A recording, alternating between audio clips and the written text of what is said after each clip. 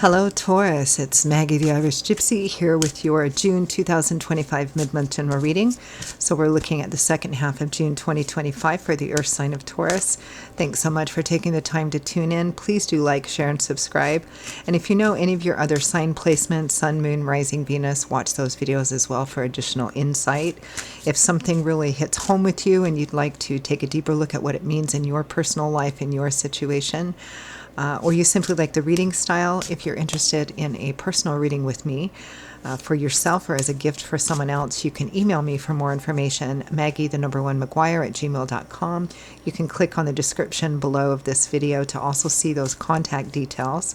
I can usually get back to you same day with more information. I do offer lots of different reading types, lengths, costs, styles, spreads, love and romance, relationship compatibility, career, work, finance, money, investment, 6 and 12-month overviews. There's a lot to choose from, something for everyone, and I'm quite diligent about the timely scheduling of personal readings as well. So if you're interested, email me. Okay, Taurus. Moving right along, let's see what the second half of June looks like for you.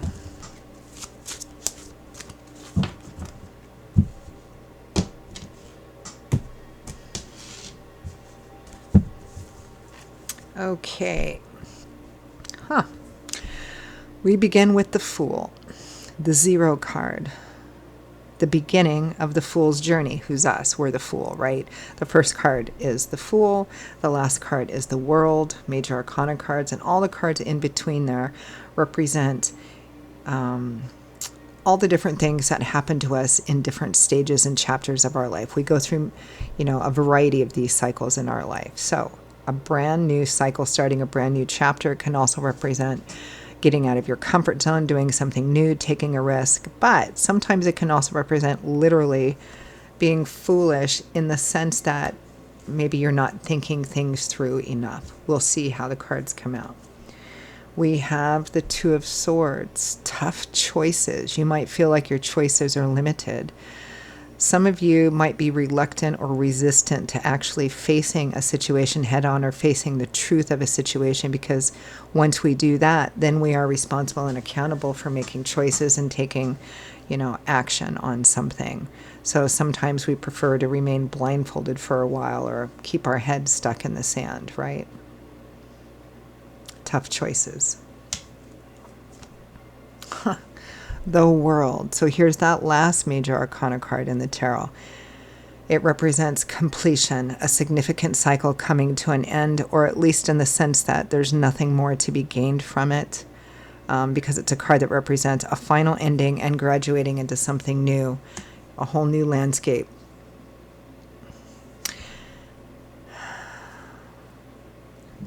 Your crowning energy, or your primary theme focus, the overall energy for the second half of June, Taurus, is the Devil card, which can represent cycles which may not have started out to be unhealthy, but they have grown to be unhealthy because there's too much energy focused into one area. This is a card of obsessive energy, too much energy, which is why it's a card that often shows up for addictions, drug, alcohol, sex, gambling, shopping, working, you name it, right? Mental health issues, and it's cyclical. It's something that keeps going around and around and around and around, and it always wants to pull you into it. That there's a temptation with the devil. The devil hardly ever traps and enslaves through, showing up with horns and a pitchfork and a tail and cloven hooves, right? You can see that he's got this couple in a cage here, but the door to the cage is open, but they're still in the cage, right? That's the complexity of the Devil card. It might be an unhealthy situation, and yet there's something about it that tries to tempt you back in. It wants to keep you stuck in a cycle of fear and doubt and insecurity by telling you that somehow each time is going to be different, when in fact it's just going to be more of the same.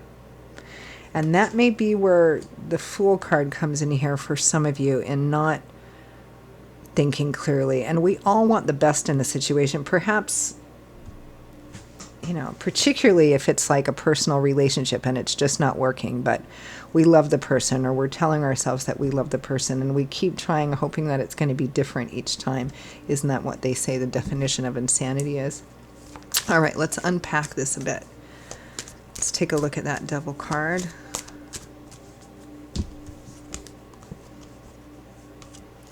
The Star, the Fool, and the Two of Swords again. So we've got repeating cards here.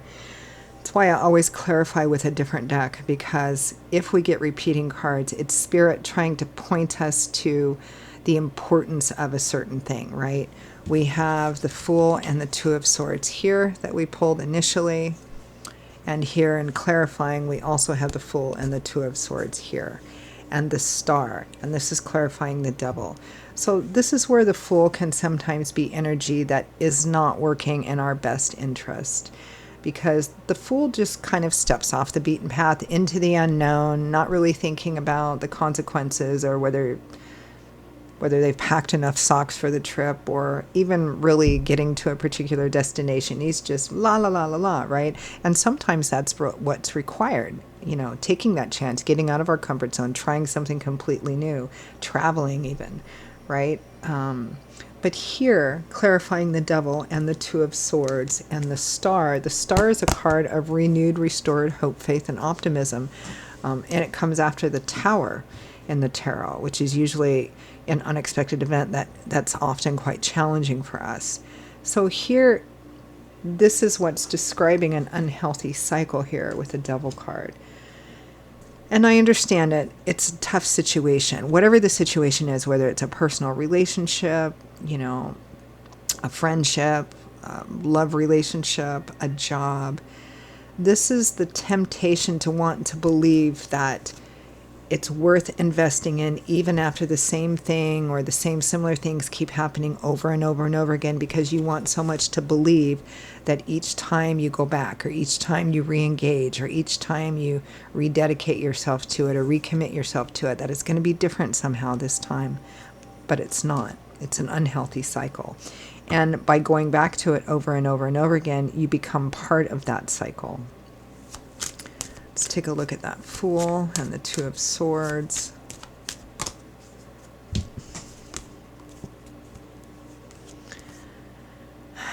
The Six of Pentacles, the Magician, and the Six of Swords.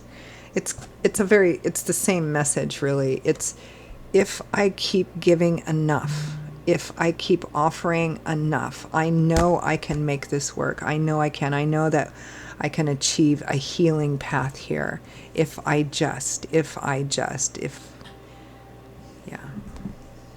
keep investing in this, if I keep giving more, if I keep investing more, if I keep offering more, if I just keep at it, I know I can make this happen.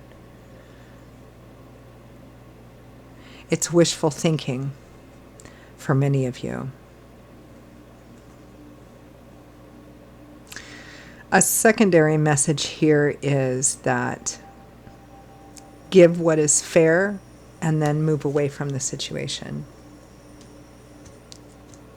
But I think primarily it's about actually facing the truth, the difficult, challenging truth of a situation, which here in the Two of Swords, of course, we don't want to do because it's painful. And once we acknowledge the truth or reality of it, then the onus is on us to do something about it, right? It's kind of like having that 800-pound purple gorilla that sits in the corner of your living room, right? You know it's there. I mean, you really do know it's there. You dust around it, right? You just don't look at it directly. You don't acknowledge it directly. And as long as you don't, then you can just sort of pretend it's not there or ignore it, right? Once you acknowledge it's there, then what do you do about it, right? And so sometimes we want to avoid that situation because we feel like the choices are limited, or the choices that are there are not pleasant, like, confronting something or someone, or making the decision that you can't be involved in it anymore. I think we've all been through something like this at least once or twice in our life, right? And it may be because if it's a job, you don't want to leave your job, it pays well, or there's perks to it, or you don't want to face having to look for another job and going through that process again. Or if it's a relationship, boyfriend, girlfriend, husband, wife, I mean, who wants to face that? That's a difficult thing to face, but eventually you have to face that. So clarifying the Two of Swords, we have the Seven of Pentacles, the Seven of Cups, and the Ace of Wands. That's what's clarifying this kind of reluctance or resistance to looking at something head on, because, then you have to make choices, and the choices are difficult. And it's kind of like looking at how much you have invested in whatever the situation or relationship is, not wanting to let go of it, and still kind of here with the Seven of Cups, kind of keeping our head still in the cloud, kind of fantasizing, daydreaming, trying to stay positive and think of the best way it could work out, but it feels like for many of you, this is not a situation which you can affect a positive change on. And in order to keep yourself healthy and not be dragged down any further, it may be here with the World card that you need to walk away from this, or at the very least create some kind of distance or separation for a time.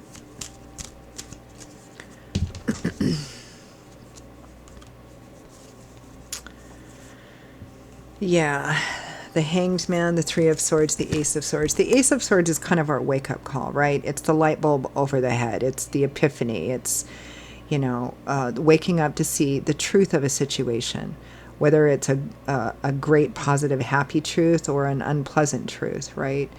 And it may be that the truth or reality or perspective that you finally see is a challenging one or a painful one, but seeing it provides you an opportunity to make choices and decisions and take action to create a healthier reality for yourself. It might mean emotional pain or heartbreak or separation, disappointment, and it might represent a sacrifice in the now, this new perspective. But the Hanging Man is about making present sacrifices for greater and better long-term goals and long-term health. Advice, guidance, feedback from Spirit.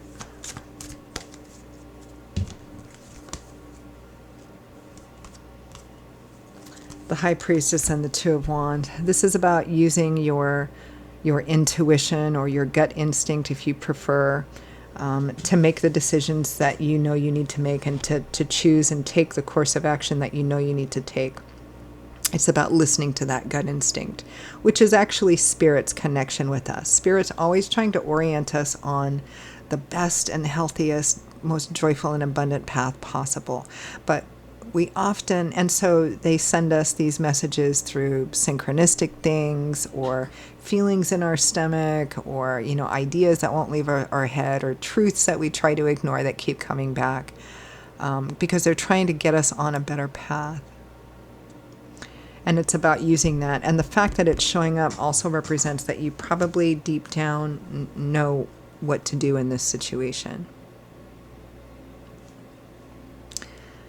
Seven of Swords, Knight of Swords, and Death. This is about making plans and strategy, even though you might not want to reveal them yet for a time. This is about, because the Seven of Swords is a card about strategizing, and which is always done behind closed doors, things hidden. It can be positive or negative. But when it shows up as advice, it's about being smart and strategic, laying groundwork and plans, and not revealing them yet until it's time to actually take action.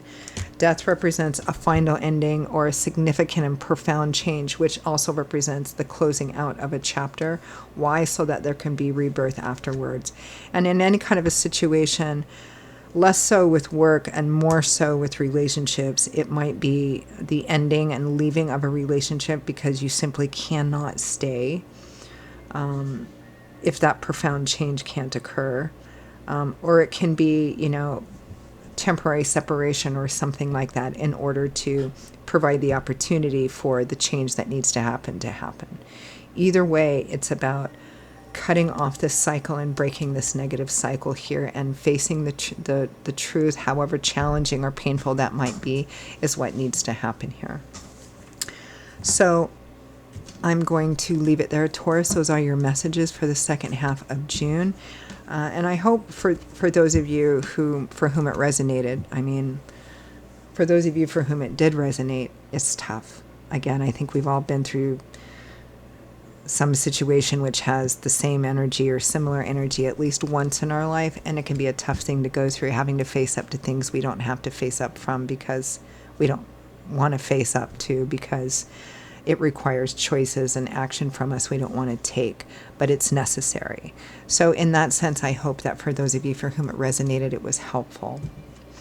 If it did, and you'd like to pull the curtain back on it and explore a bit more about what it means in your life, in your situation, or you simply like the reading style, again, if you're interested in a personal reading with me for yourself or as a gift for someone else, please email me, Maggie, the number 1 McGuire at gmail.com. You can click on the description below to also see that contact information. I will see you all in a little while. Be safe, be well, always be blessed, and I hope to see you back here again soon. Take care. Bye-bye.